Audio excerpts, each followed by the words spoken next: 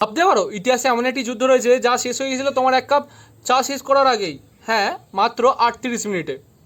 নমস্কার, আমি পার্থ, আপনারা দেখছেন বর্ণ খবর। 1896 সাল 27 আগস্ট, পূর্ব আফ্রিকার ছোট্ট দ্বীপ দেশ জাঞ্জিবার।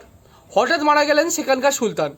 ব্রিটিশ সাম্রাজ্য তখন শাসন ব্যবস্থার বড় অংশ নিয়ন্ত্রণ করতে শুরু করেছে, কিন্তু নতুন সুলতান ব্রিটিশদের অনুমতি ছাড়াই সিংহাসনে বসে পড়েন। রেগে গিয়ে ব্রিটিশরা কড়া বার্তা জারি করে দেয়, সিংহাসন ছেড়ে যাও, না হলে হবে যুদ্ধ।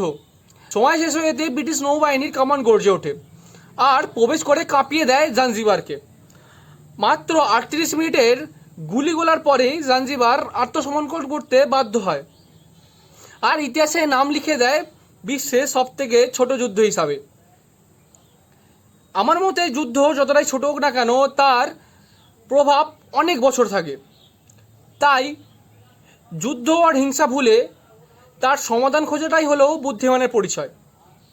আপনাদের মতামত কমেন্টে জানাবেন। আমি পার্থ, আপনারা দেখছিলেন বর্ণ খবর, যেখানে তুলে ধরা হয় ইতিহাসের অজানা ঘটনা।